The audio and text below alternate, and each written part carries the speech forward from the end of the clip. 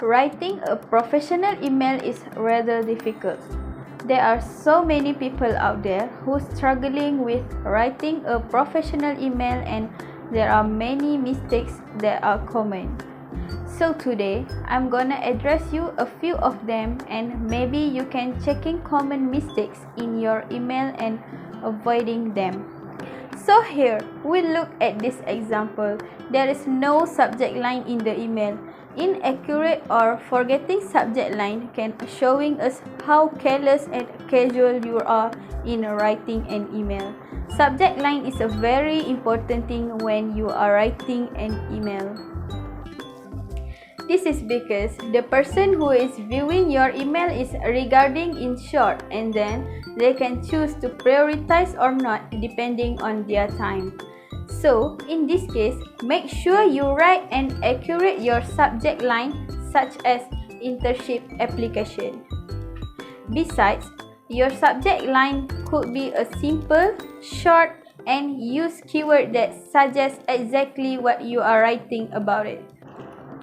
If we look in this email again, this person using non-personal email addresses and non-proper profile picture. If you use a personal email addresses like that, make sure your email addresses is professionally sounding or should be a variation of your real name. The best practice is to use some form of your first name and last name, such as ainaafikaZakaria@gmail.com. You must avoid by using your nickname or username in your email address and use your formal picture as profile picture. Otherwise, using your nickname as email address and non-proper profile picture can confusing the reader and show your professionalism and your credibility in writing a formal email. Behind me, this shows an example of an email with an error. Based on the task given, the error can be detected via the email diagram that have been displayed. It's shown in inappropriate greeting and inappropriate closings. Based on the diagram, the author used the word hello at the beginnings of the email and the abbreviation thank you at the end of the email. As someone who wants to find a job, we should use professional sentences and words. As an impact, employers will be more impressed and give a high expectation on us.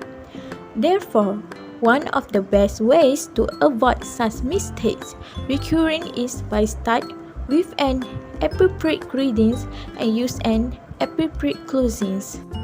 Next, the mistake made by the other is the unnamed attachment. The attached attachment should be named accordingly so that the human resources department and the employer can more easily identify the needed of the email senders is others.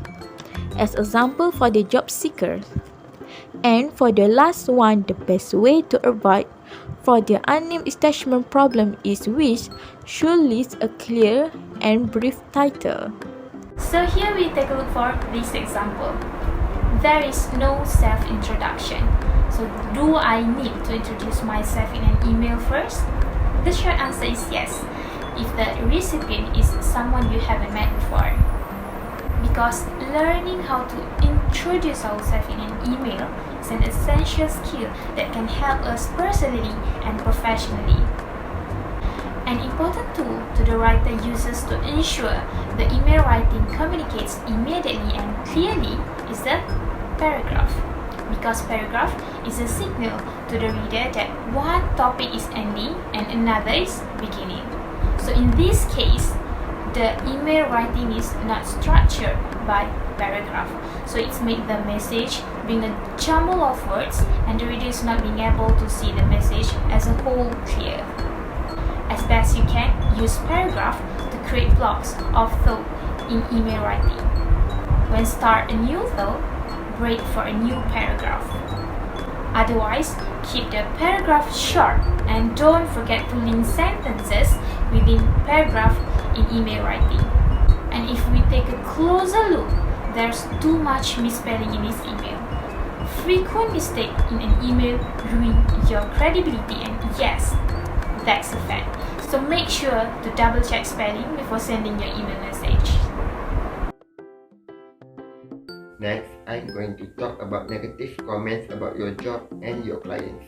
Think thoroughly if you want to post something relating about your work life, especially if you want to post something bad, like bad-mouthing your co-workers or whine about your work on social media. This should be taken seriously, especially if you have co-workers as friends on your social media, as your post can be easily screenshotted and spread among your co-workers.